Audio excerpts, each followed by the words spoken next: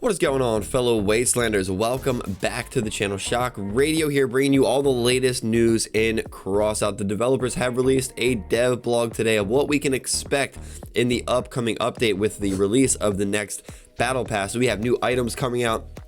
The whole blueprint rework in the game is releasing with the next update, as well as the speed inflation issues that we've been chatting about for the past 3 weeks. We're going to go over kind of what they landed on the test server, so what we could expect with the speed inflation issues. I'm Shock Radio, covering all the latest CROSSOUT news today. Drop a like, subscribe, and get in our Discord if you want to be a part of a growing CROSSOUT community. Let's get right into today's news. So, rumor has it the scavengers are done with their business on the Syndicate territory and soon will be walking away. This means that Mary and Jane also have to hurry up and get out, since the dragons will now have all their forces available to protect their neon treasures. Only 1 month left before the next major update themed around the founders, but February has a lot of new things in store, so let's talk about the next update. Some familiar brawls will make their comeback as well in this event with a reward scale, which is not surprising. But how about a new ammo pack of special rarity, new blueprints tabs, and new mission game mode with armored aircraft and battle walkers? So let's talk about it, guys. So the Wasteland Drift season has been centered around the Neon Dragons, or the Syndicate faction. Well, the next faction will be Founders. We've been asking for the Founders to make a return for a very long time. Well, here we go, guys. New special ammo pack, the ammunition. So for whatever reason in CROSSOUT, there's only a rare ammo box and then an epic ammo box, so a blue and a purple. Well, finally they're releasing a special rarity ammo box. So it looks like it's going to be a little bit thicker than the ammo pack. Not quite as big as obviously the big ammo box, so definitely a welcome addition to the Wasteland. Better, more selections for ammo boxes. That's good.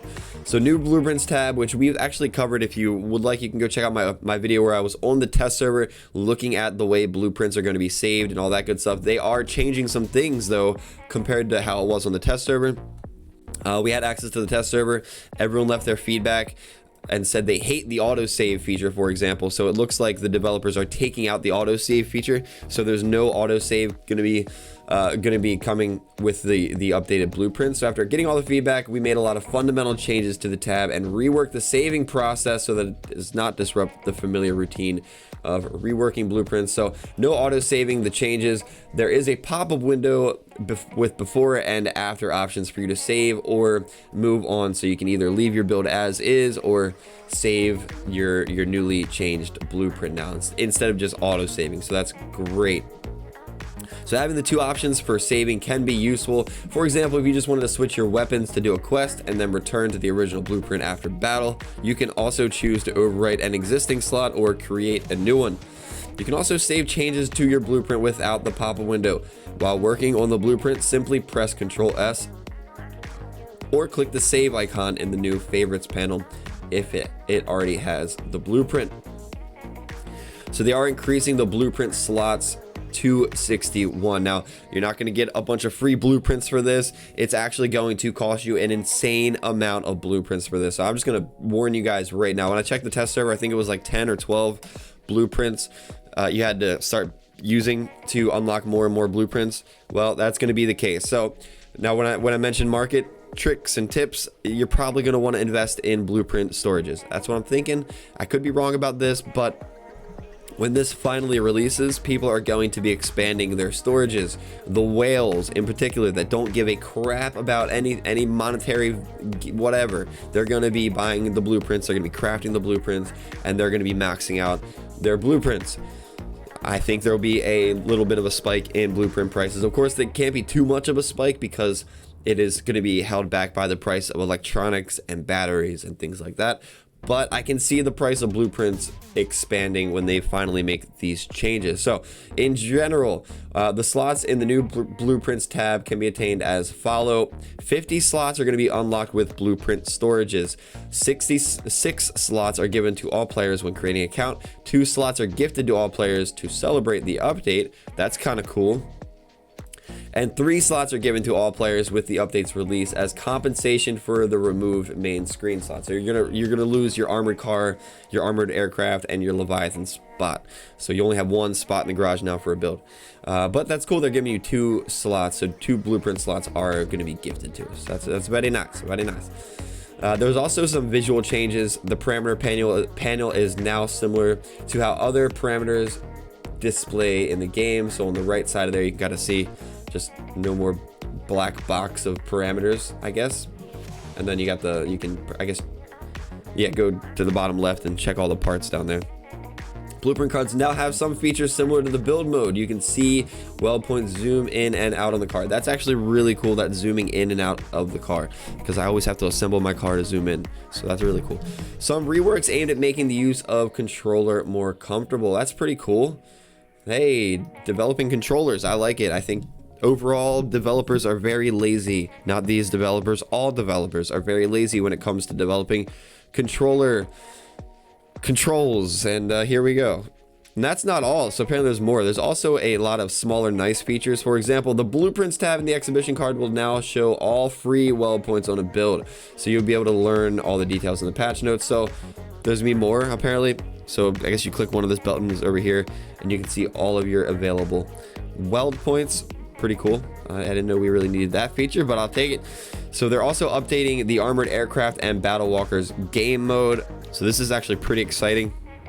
In the new mode, you will need to not just pick up capsules from defeated enemies, but also deliver them to your base. Only then you will get points for victory. You'll have to act quickly. So basically, you destroy the enemy, you capture the point, you got to run it back to your base and take it home. So pretty awesome. It's important that the player can pick up several capsules, take a bunch of them to the base, and get a lot of points at once. Hunt down enemies with capsules to prevent them from reaching the base. This actually sounds really fun, I'm not gonna lie.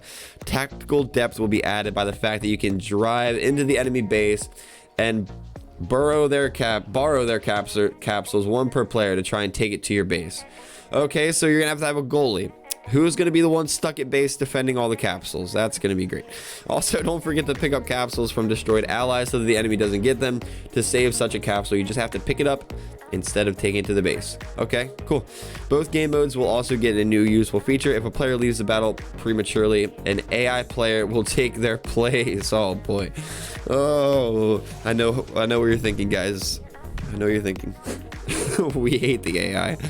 It's either OP or useless. What are some other updates coming out? Well, what about brawls? The next update will see a return of familiar brawls, Wheels of Fortune, with the new mine layer, Doom, Kaiju, and for the Emperor. We're also reworking the algorithm for disabling parts when a generator is destroyed in battle to allow players to customize what gets disabled when they lose extra energy from the generator. That's actually really cool. Before you had to put all your modules on, I think, last or first. I think whatever you put on last is what got disabled. I can't remember. Comment below if you remember what the chain of command is, I guess, for what gets disabled when you lose your generator now. But it should be pretty cool when they change that.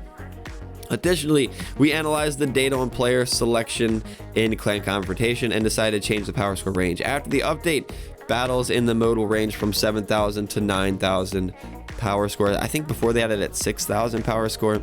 I guess they got rid of 6K because obviously no one was playing at 6K. When you play at 6K, you have long wait times, and then you end up getting Steel Club by 9Ks. So in addition, the update is planned to bring a number of other improvements as well as some known bugs. So that is what they covered today, guys. But let's take a look real quick at the speed inflation issue. So I just want to give you a quick breakdown of what they are changing for the speed inflation issue, kind of like an everything you need to know synopsis about this. So basically, cabins are changing their speed. Light cabins, medium cabins in some cases are going faster. Heavy cabins are going to go slower. With that, they're nerfing the speed bonuses of these engines. So pretty much every engine is getting a speed nerf, and the base cabin speeds, as I mentioned, light cabins are generally going to go faster. Medium cabins will either be the same, nerfed, or faster. Heavy cabins are going to be slower. Some ones that were going to stand out were going to be like the Beholder cabin, the Chronos cabin, the Hippogriff getting a buff. Whaler was supposed to get a buff, but they actually reverted that. So I think medium cabins are going to be kind of the shining stars in this update, but I could be wrong. Light cabins are going to have a top speed increase to 130 kilometers an hour, breaking that down as well. And movement parts with speed limits, they're getting a buff. So any tracks, omnis, atoms, hovers, well, pretty much every engine out there, with the exception of a few, which we'll talk about in the next page, well, they're going to increase the bonus speed of your vehicle. So if you have hovers, tracks, legs, any of that, these engines here will increase your speed. Now, I will say the Oyabun with no energy cost and the second highest speed increase in the game, might be the first highest speed increase after this next page we're about to show you. Oyabun is going to be a key in the next update. No energy, increasing the speed of hovers, legs, all that. It's going to be nasty. They made some additional changes, but actually reverted the wheel starting. So that was week 1. Week 2 comes around, all right, and they decided to change it a little bit. So these engines have no speed bonus. Dunhorse, Cheetah, Oppressor, Finwhale, no speed bonuses, and they reduced the movement part speed from Hardcore, Oyabun, and Pegasus just a little bit there.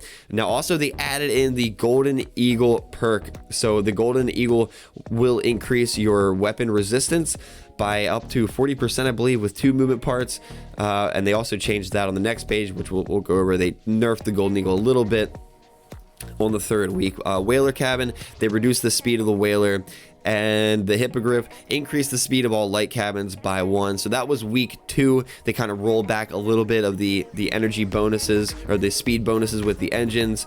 They got rid of speed bonuses for some engines, and they let us know what the Golden Eagle perk was going to be, and that comes down to the last weekend, what they finally kind of set on, which is pretty huge, guys. The Golden Eagle, they just toned down the resistance modifier just a little bit.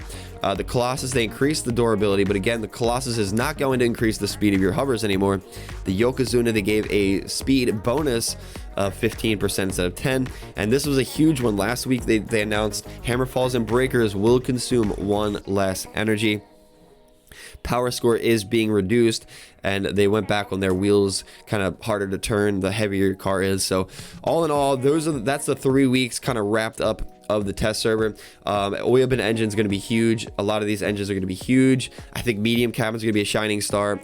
What legs are going to be meta? I don't know. I think Garrett legs are going to be pretty good again because they have the highest speed, and with these changes, Garrett is going to be pretty dang quick. I mean, tracks are going to be pretty nice. Atoms, I think, is going to be a shining star in the coming update. But let me know your thoughts on all these changes in CrossOut. Let me know in the comments below. Join the Discord, guys. We have a great CrossOut community as well. I appreciate you guys watching. I'm live every Sunday and Wednesday. I am getting into Marvel Rivals content, so if you see a Marvel Rivals video from your boy Shock Radio, just click it because it's going to be a banger, guys. Thank you for watching my videos, and I'll see you guys in the next one.